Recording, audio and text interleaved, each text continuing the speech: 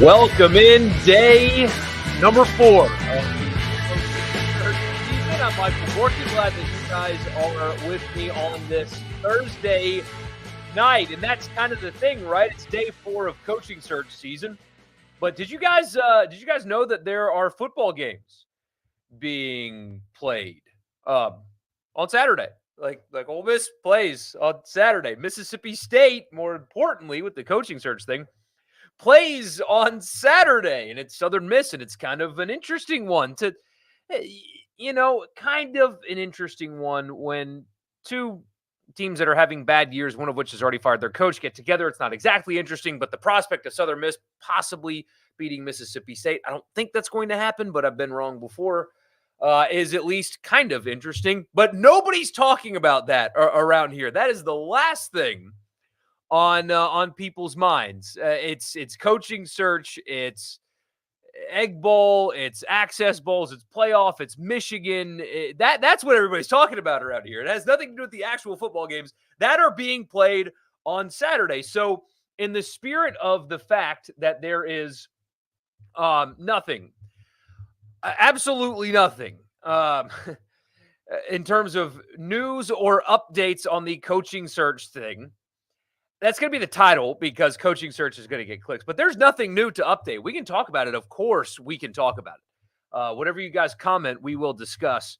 But there's other stuff going on. So let's talk about that other stuff for the next 30 or 45 minutes or so. Please like the video, subscribe to the channel. If you have not already, hit the notification bell. I appreciate you guys hanging out. As you know, I will read your comments. And so let's get into them.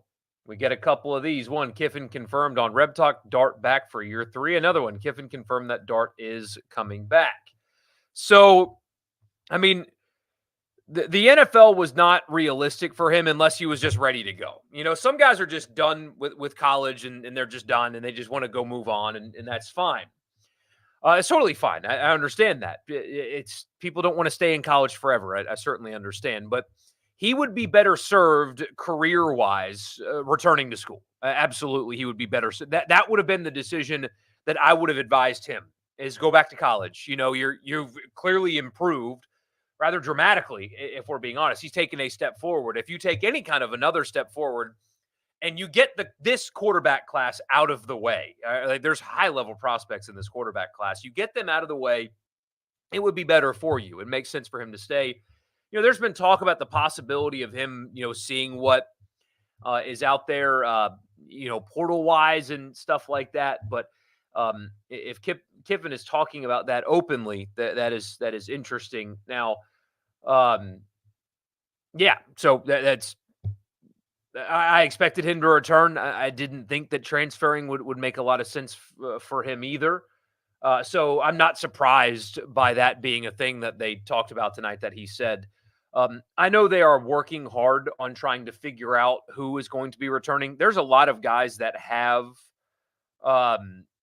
eligibility left, 1 year left with the COVID year, that they're working on and trying to figure out, like Jordan Watkins, for example, Dayton Wade. I mean, Trey Harris. I'm sure they're going to try their hardest to get Trey Harris to return. Caden Prescorn. There's guys on the defensive line that would have a COVID year if they want it. Linebackers that have a COVID year if they want it. So they're going to spend a lot of time over the next few weeks kind of trying to figure out, you know, who they're able to keep, who they're able to retain, and frankly, who they want to keep and retain. So I imagine they've spent some time this week on it to go ahead and get out ahead of it, start, you know, frankly, start negotiating and figuring out who they can afford and who might test the waters and that kind of stuff. You know, I know that bothers some people. As I tell you all the time, that fascinates me.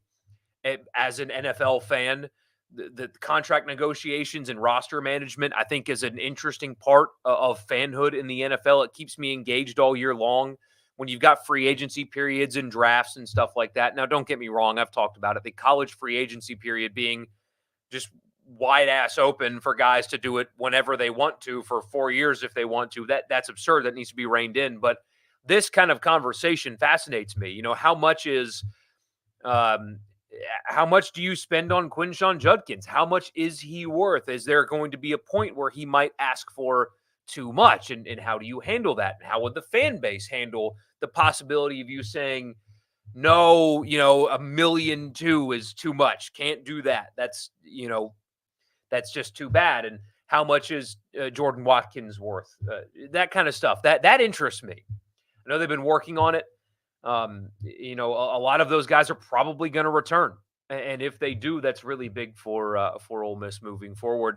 They really have a chance to have a veteran, experienced football team, especially on the offense, going into the 12-team playoff year next year. So that doesn't surprise me. They talked about it tonight. I know they've been working on it, and so there you go. We saw A&M swing and miss on Dan Campbell recently. They're definitely big game hunting. I saw Billy Lucci say that he thinks that Dan Campbell is going to end up being the coach at Texas A&M at some point. If he's turning them down now, and years later he's still successfully coaching in the NFL, why wouldn't he turn them down then either? The infatuation with Dan Campbell didn't make sense on either side, honestly. I mean, he doesn't recruit. He's not. It's different. There's a reason that great college coaches fail in the NFL. It's a totally different thing, and the quality of life for an NFL coach is just so dramatically better than that of a college coach. I always thought that was stupid that they were even considering that. It also sounds like at the moment that Dan Lanning is not that he was telling the truth. So if he was, which I believe him. Again, I'm wrong all the time. I reserve the right to be wrong on Dan Lanning. I believe him, though. I believed that, Ray, and I think that there was a lot of truth behind that, and I agree with what Barrett Salee said. Maybe not in the exact words that he said it, but Dan Lanning, I think, would be giving up a better opportunity to get a little bit more money. Oregon's going to be able to pay him. He'll be fine. But I think he's in a better situation at the moment than Texas A&M. Why jump now when you're going to keep winning? You're going to keep making the playoff. You're about to be in the Big Ten. You're going to make a heck ton of money. You're recruiting at an extremely high level. You can build nationally competitive rosters and make a ton of money. And when Alabama comes open, you will be guy number one. When Georgia comes open, if it does, you will be guy number one. Why would you make the jump to A&M, which has been a coaching graveyard? Nobody wins there, regardless of how much money they have, when you can still recruit at a national level and still build rosters that can compete for championships. You're about to be in one of the two conferences that you need to be in. Why go? Doesn't make sense to me. And so if he was telling the truth, which I believe him, that makes sense. That's the more practical decision. Him jumping to A&M, and let's pretend for a second that I'm wrong and he does go, I'll come on here with you guys and on the radio show as well, just straight up say it doesn't make sense. It's a money move. It's not a career move. That's what I'll say because I believe it. You're guessing Walker Howard will just wait his turn considering he's used his transfer already. He will, and it's conjecture. People can be happy and still leave for opportunities elsewhere. That happens all the time, but apparently he is extremely happy that even the family is really comfortable. And I mean, think about it. Next year, with Dart being an established multi-year starter, there's not going to be the competition drama. They will really spend a lot of time in the spring, getting him acclimated. He will get more work this spring and summer and fall than he's ever gotten before. And even though he won't be the starter, and Ole Miss opens with Furman, he'll play. He'll play a lot in the games that are in doubt. And with the way Dart plays, you hate to say it like this, knock on wood, but he's still one snap away from being the starter. So him leaving wouldn't make much sense. You would have to get a waiver for one, but for two, he's still got 3 years of eligibility left going into next year. He will take a metric ton of reps in the spring and summer and fall. He'll play a lot, and there's a chance that he plays more than a lot with just how the game is. So, yeah, him leaving wouldn't make much sense there. Extra COVID year can pretty much have most of Ole Miss's starters back, including Bentley. Yep. Mm-hmm. But that's one. The running back room is going to be interesting because I assume that, guys, this is just reality. It is. people are going to make runs at Quinshon Judkins. I'd be shocked if they're not trying to back channel figure out things with him right now. I'd be shocked if they're not tampering. Be shocked, truly shocked. So that's going to be a thing is with the running back room, what do you do? Can you get somebody that you think is good for a very significantly lower salary? And how much do they think that he is worth? He's worth a ton. Honestly, he's having a hell of a year.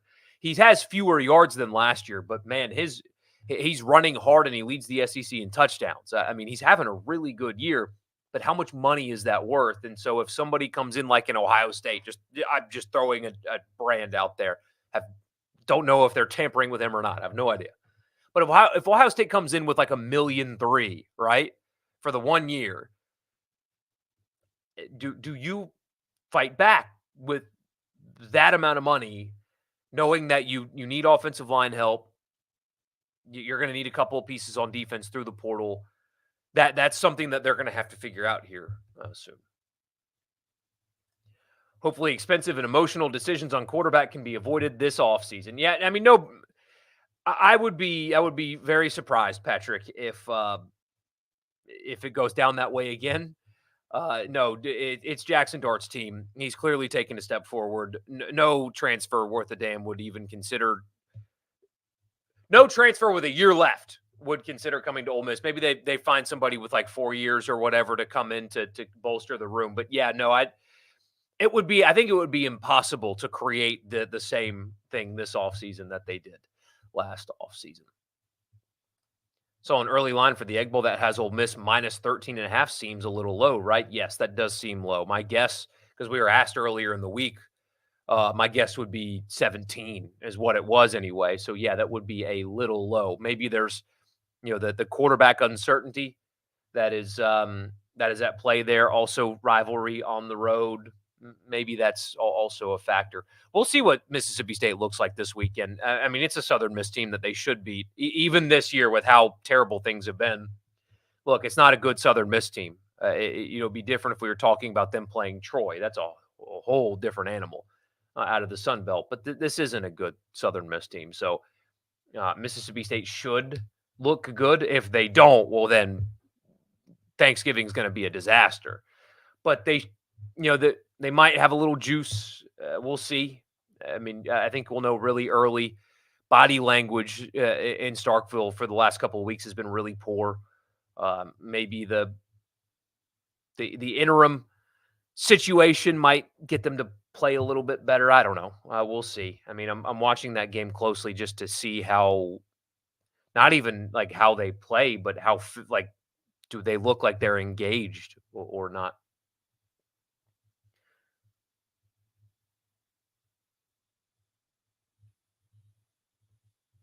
At the moment, you're working at a grocery store, but a regular customer of yours played at Southern Miss. You forget his name, but his nickname is Too Tall. Nice. You're an Ole Miss guy, and you're not even going to watch the Louisiana Monroe game. Plus, wife will kill it. Will kill you if you don't put up Christmas lights. I hear you, man. Yeah. It is senior day, and so.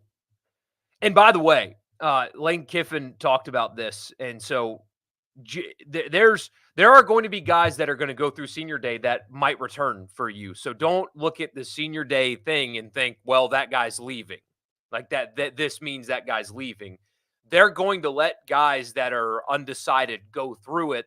And then if they want to come back, they come back. And, they're going to negotiate NIL deals and stuff like that.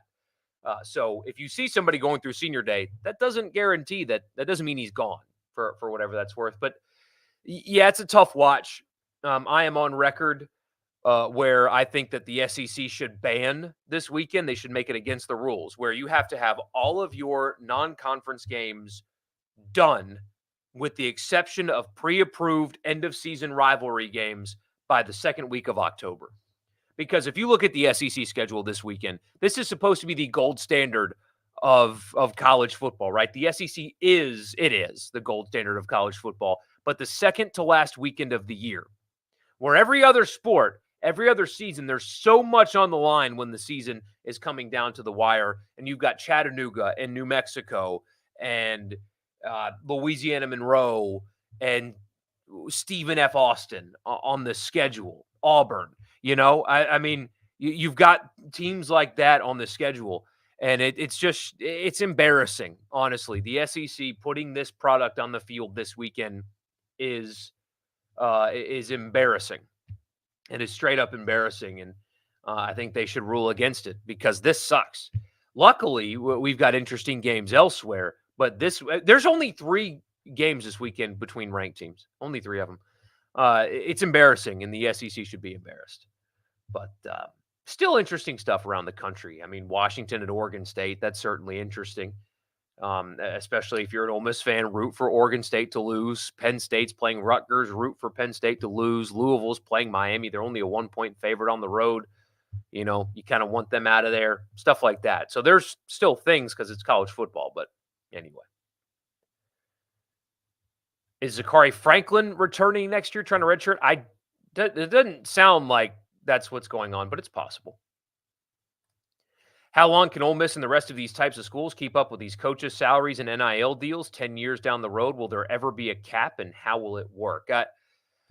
I don't know. I mean, I think 10 years from now, there's going to be some kind of revenue sharing model. I don't think you're going to be able to cap things, though. I mean, the NFL players don't have their name, image, and likeness deals. We used to call those endorsements.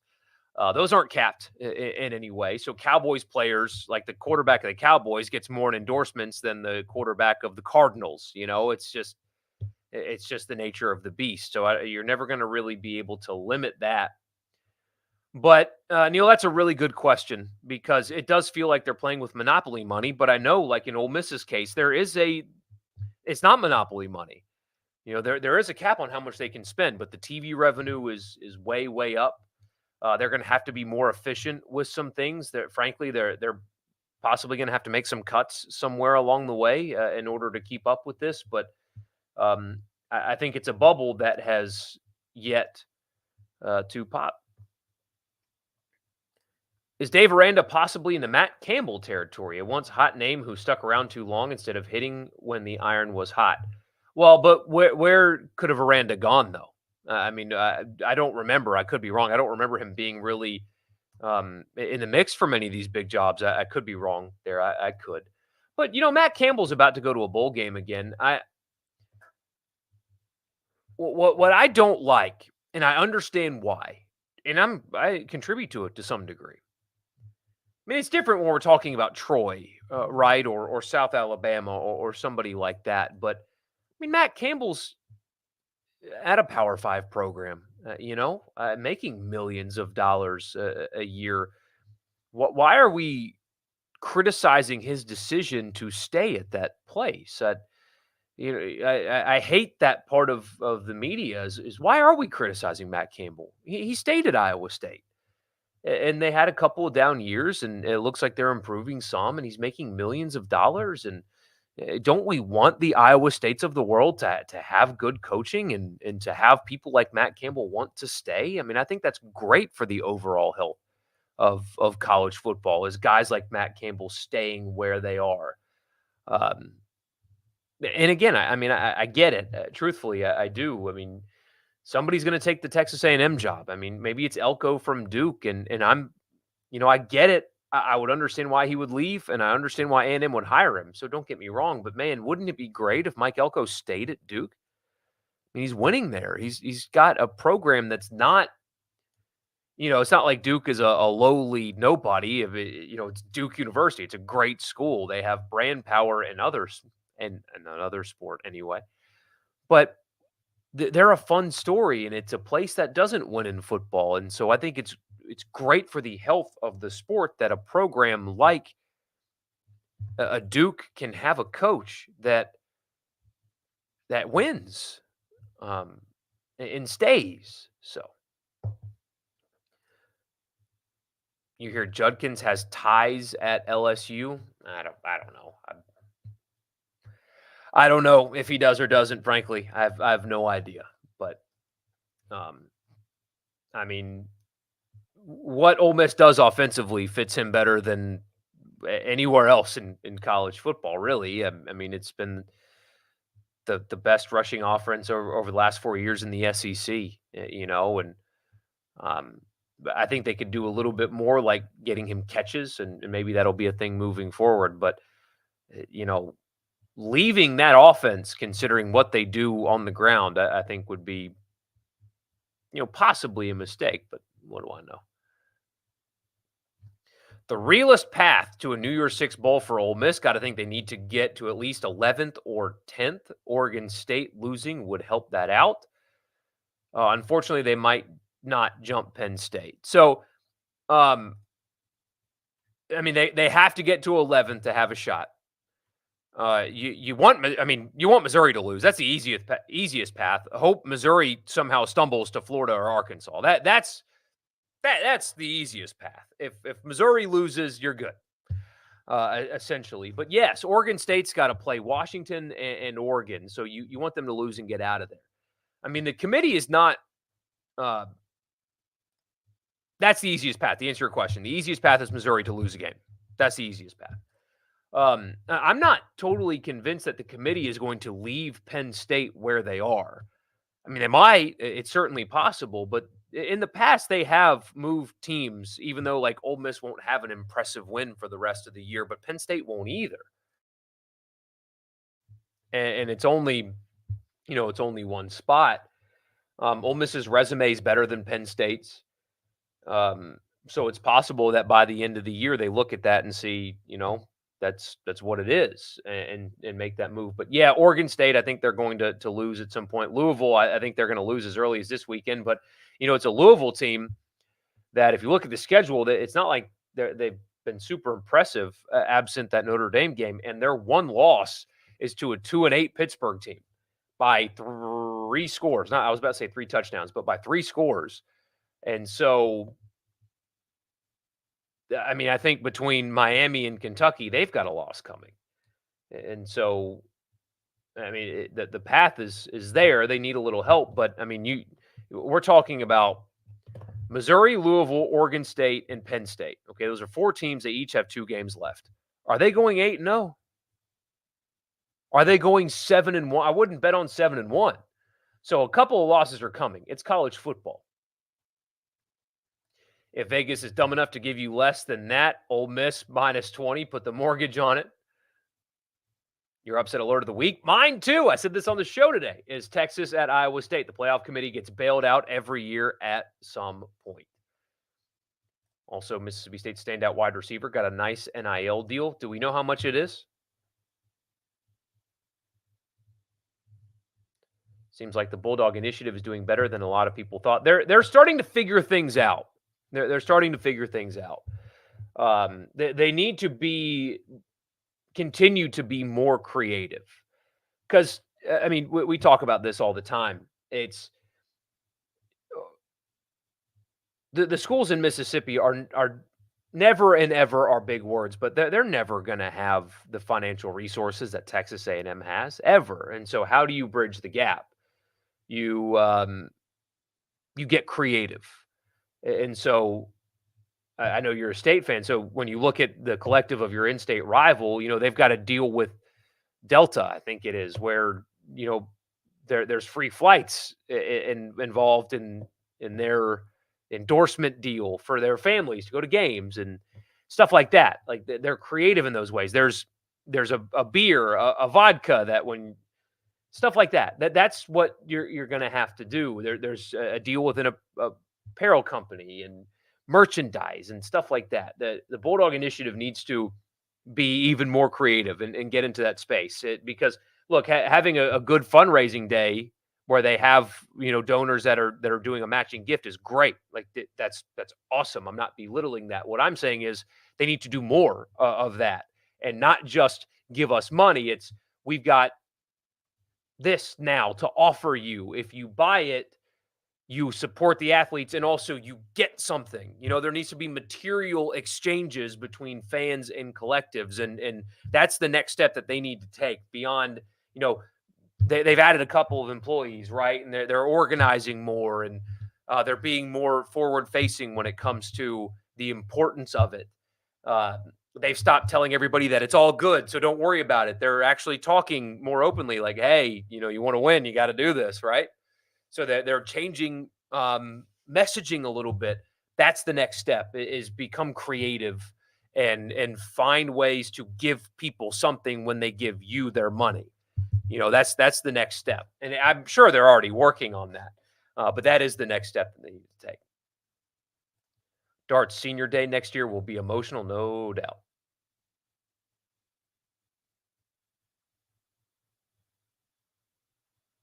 We keep being told, see, here's a counter. We keep being told that the Bulldog initiative in state NIL is in a good place in general. I'm ready to start seeing it because they struggle getting guys to come in on an elite baseball program on paper at this point. That is true. Baseball portal recruiting was awful, and so we'll really know. I mean, we can talk about what we think we know about how much money these initiatives have. Here's how you know what they have and what they offer is when recruiting and transfer portal season begins. That's when you know how much they got. That's when it gets proven, right? We can talk about how much they have, but State's going to have to go get a quarterback. They're going to have to possibly get some help at wide receiver, running back. I mean, a bunch of defensive players. I mean, it's going to be an expensive roster overhaul if they're going to get guys that they think can come in and win, right? I mean, quarterbacks are expensive. Defensive linemen are hard to find, and the ones you do find are really expensive. Linebackers are expensive. I mean, and they're going to have to get some of these guys, maybe not 40 of them or whatever, but they're going to have to, the new coach is going to have to step in and kind of flip the roster a little bit because it's clear they've missed on a lot of evaluations. Those are expensive things. And so that's when we will learn that's when we'll learn about how well funded they actually are. And the same applies to this applies to the Grove Collective and all of them. We know how funded they are based on how well they recruit. That's the reality of college football today. The more money you got, the better players you get. That's college football. And so we're going to see in this cycle really how much they have, which, we'll see. And all of the hand-wringing about how much money they have will be answered when the portal window opens here soon and on National Signing Day. That's when we'll know. On the pace Ole Miss is winning games, Jackson Dart could go down as one of the winningest quarterbacks in school history. Ain't no doubt about that. I mean, he would leave. He would if he does return. If Kiffin was in fact telling the truth, which there's no reason to believe he's not. Don't get me wrong. I've always expected him to return, but hearing that makes it obviously a little bit more legitimized. But he would leave a legend, and he should. I mean, the way. This is why I don't understand why there's there's fewer of them now, but why there was a small percentage, a tiny percentage of Ole Miss fans that just couldn't buy into Jackson Dart. The way that dude plays football is something that a fan should absolutely adore. I truly. And he seems like a good kid on top of it all. Doesn't get any trouble, says all the right things. Apparently the team just absolutely loves him. His path to Ole Miss was he kind of quote unquote dealt with a lot as a college player early in his career. And I mean, just plays every game like it's his last, man. He's tough as hell and physical. And you don't get quarterbacks like him very often. And so I never understood why there was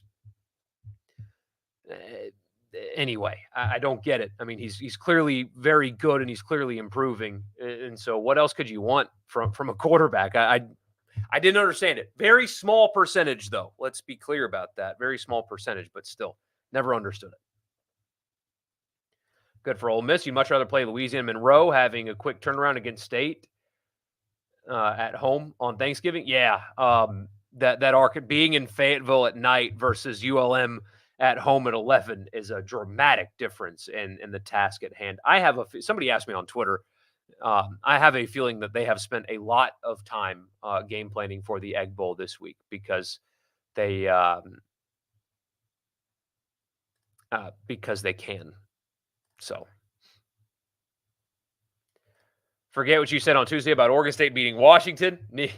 Ole Miss needs Washington to root for Washington. Florida this week? Yes, they do.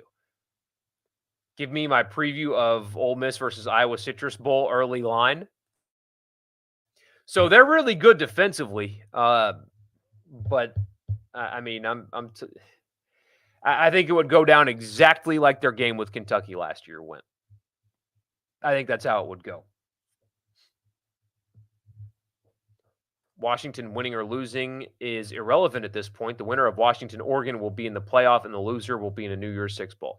Yes, but you want Washington to beat Oregon State to get Oregon State out of it. Not you, Chase. I know you're a state guy, but Ole Miss wants Washington to beat Oregon State to get Oregon State out of there. Will this be James Madison's second straight year without a postseason appearance? Yes. Yes, it will. It's their second year in the FBS, and it's a 2-year transition period where they're not allowed to participate in the postseason. It's nonsense. Forgive my language, everybody. It's just bullshit is what it is. The NCAA, the committees had a chance to end a arbitrary and rather ridiculous rule, and they chose to hold on to something that doesn't make any sense, that would be wildly unpopular, and good for them because they suck. Is Duke the Missouri of the ACC? No, Missouri's had, well, I mean, I guess Cutcliffe was good there, but no, who would be the Missouri of the ACC? That's a good question. I'll have to ponder that for a while. Feels like Washington can't lose once if the other future conference champions win out. Georgia/Bama, Ohio State, Michigan, Texas, and undefeated Florida State would all be ahead of them, right? I think so. Does A&M and State have coaches in place by the start of the week after Thanksgiving? Important down the stretch in recruiting and closing kids in the port. Yeah, that's a good. Okay, so you're talking about the week after Thanksgiving. So that Monday, do they have coaches in place by that Monday? Yes. Yes, I think no, give me some wiggle room. By Wednesday. By Wednesday, both schools will have coaches named. By the Wednesday after Thanksgiving, so within 6 days of Thanksgiving, they will both have coaches named. Talking heads don't want the perceived bottom feeders near the top unless there is a sob story to tell with it. That's unfortunate truth. Yes, it is. Talking about schools keeping coaches. NY6 is top 11 in the college football playoff plus the G5 conference champion. Yes. So they need to be in the top 11. But there's this deal with conference champion. Be in the top 11. Everything else will take care of itself. If Ole Miss beat State 63-7, would that be pretty impressive? It would. I don't think that will happen, but yes, it would. And that would open the eyes of the committee somewhat, for sure. You've been accused of being a pessimist more than once, but you're afraid that State swings and misses on the top of their list. Then they panic pull on a Joe Judge type to try to have for signing day. I hope you're wrong, because my God, that would be awful. I think the floor should be G.J. Kinney. I mean, that should be the floor. I don't see him turning that job down. You know, he's not like Summerall, where Summerall's basically guaranteed the Kentucky job when that comes open. And why would the Kentucky job come open? As we talked about before, it's a whole butterfly effect, right? Kirk Ferentz retires. They get Mark Stoops to come home to the alma mater, and then Summerall goes there. I think Kinney should be the absolute floor for that search. If they even consider Joe Judge, then frankly, the program deserves to lose if that's somebody that they actually hire. Sorry, I mean, if that's a decision you make, you deserve to lose. Yeah, see, that's the problem is, even if Louisville loses twice before the end of the season, they still take an Orange Bowl bid if Florida State goes undefeated. Yeah, you don't want Florida State to make the championship or the playoff. You don't want Florida State to make the playoff. You want there to be one ACC team in the top 12 in the Access Bowls.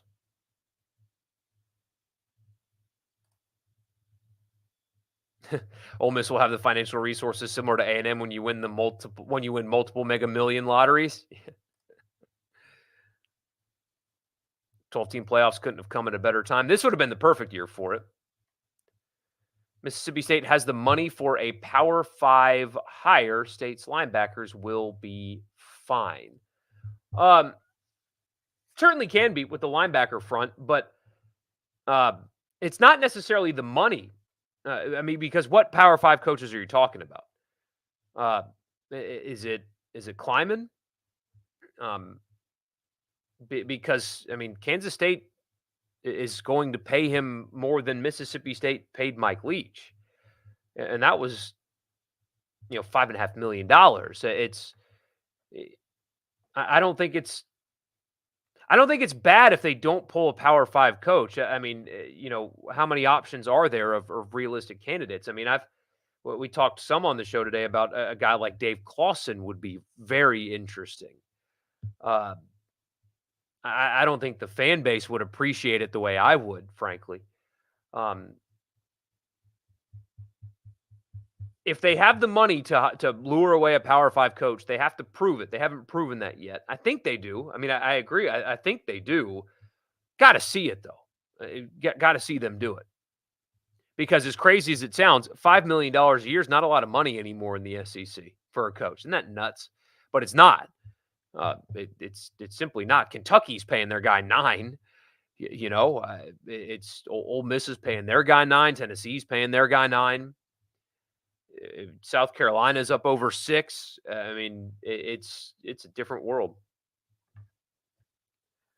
You've often wondered when a bored billionaire or the Saudis decided they're ready to buy a college football team. Hey, it's not the Saudis, but Texas A&M has a campus in Qatar. So,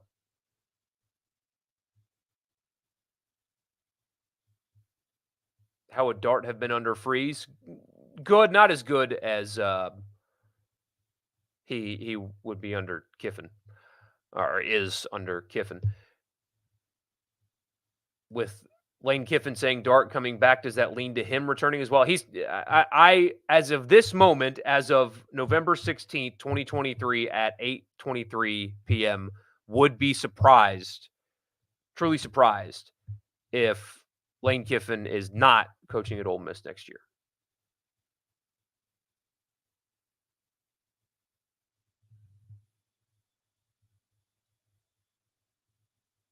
Let's see. Okay, so I'm actually going to do this right now.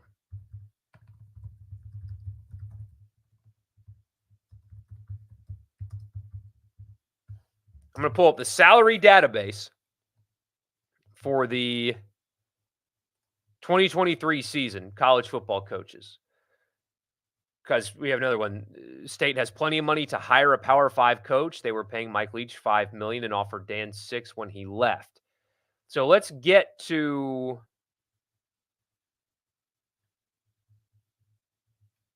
all right, let's see. I wish that these were numbered. They are not. 1, 2, 3, 4, 5, 6, 7. Sorry about this. 10, 11, 12, 13, 14, 15, 16, 17, 18, 19, 20, 21, 22, 23, 24, 25, 26, 27.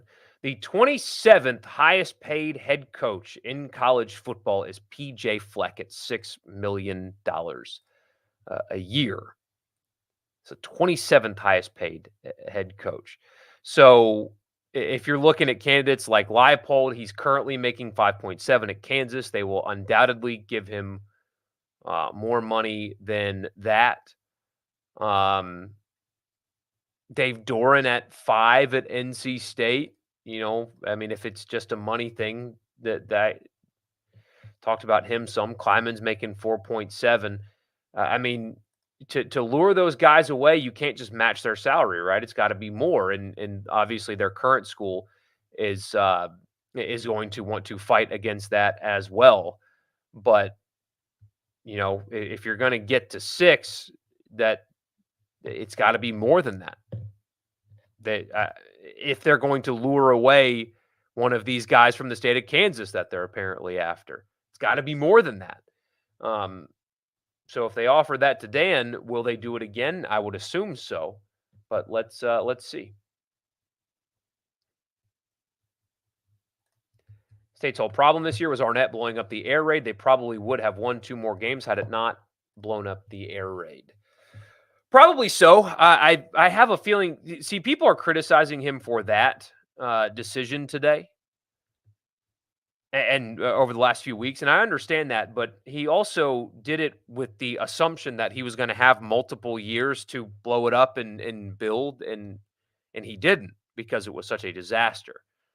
But I do agree with you, though. That's what the team was set up for.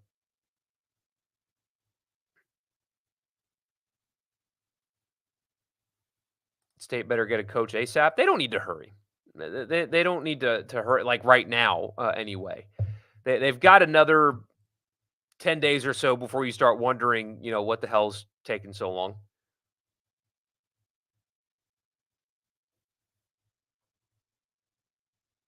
Looks like Billy Napier is losing all that momentum in the recruiting class, not looking good for him at all. Boston College is the Missouri of the ACC, but Missouri's won the division a couple of times, in this era too, in the playoff era, I should say.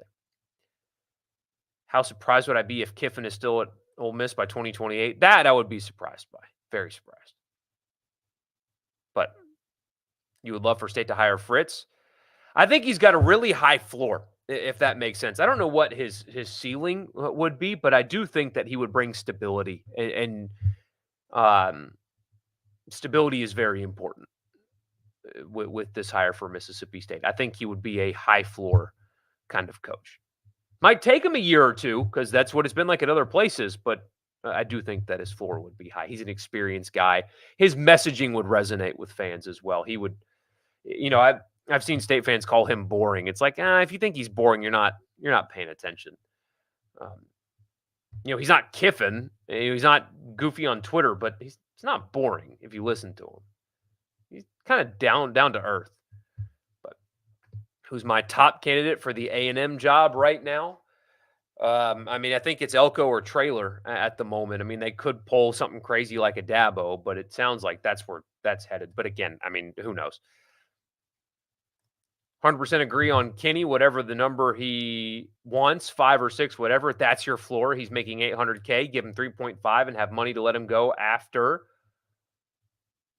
a home run DC. Yeah.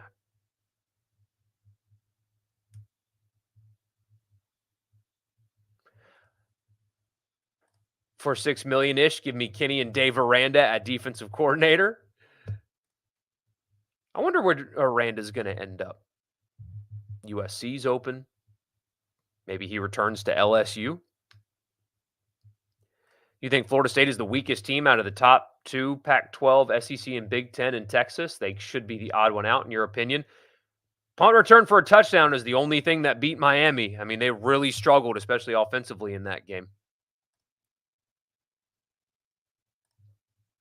Yes, Mike Leach was a Power 5 coach. I'm not saying they can't get a Power 5 coach at all. Not saying that. I do think, though, the candidates at the Kansas schools are better compensated than Mike Leach was at Washington State. And there's a chance that they are in line for bigger opportunities than Mike Leach was at the time. Miami has a billionaire that is like 50% of their NIL. Yeah, but his company is going under, right? Isn't he?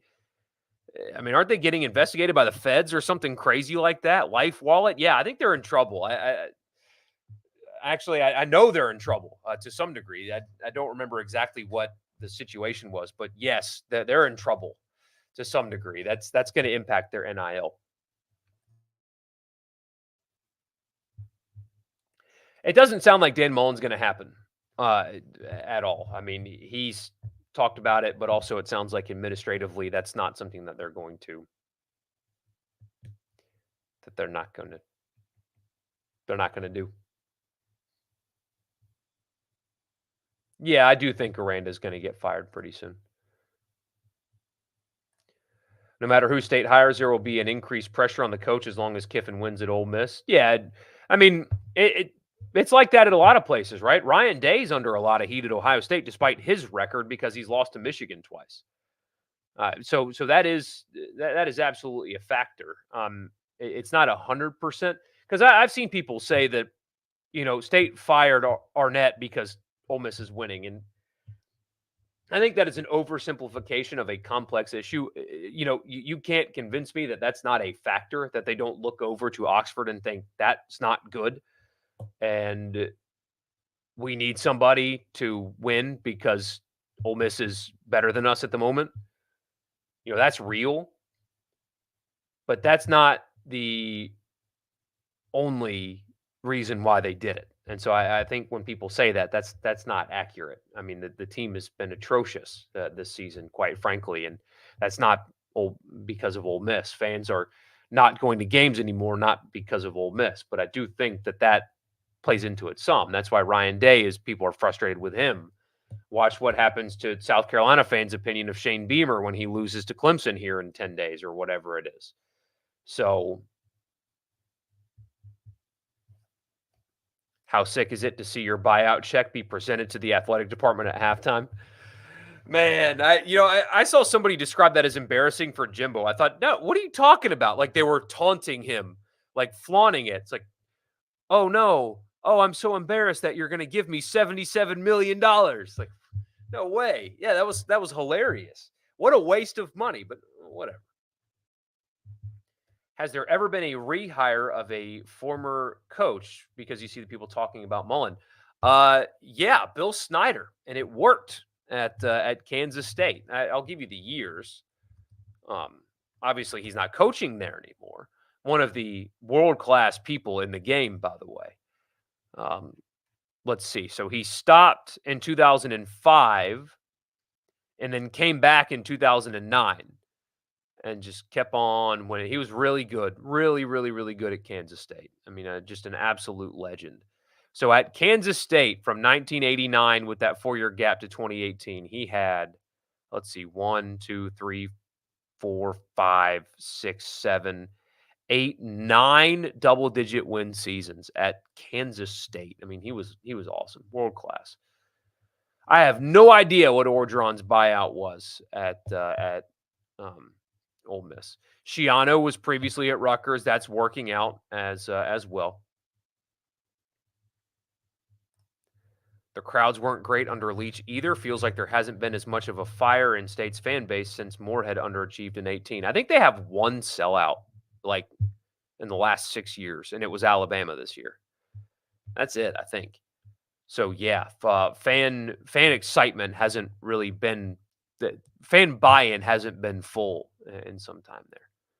Mac Brown, another one. Yep.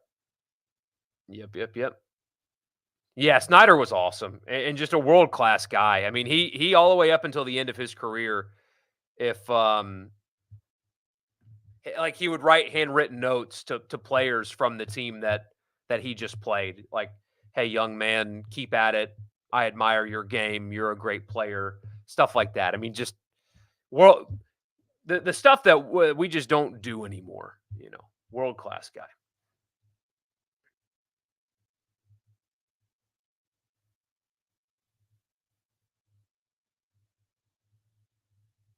Yeah, you said people forget people were calling for Mike Leach to be fired throughout the last 2 years before he won at the end. Yeah. And the records looked better than the season actually was.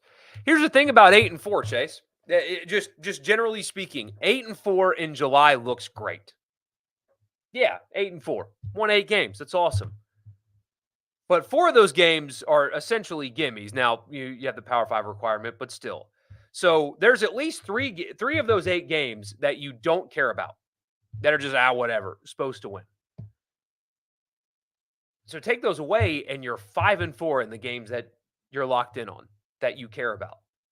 It feels different in action than it does on paper in reality. I mean, losing 4 games in 3 months it feels different than it looks.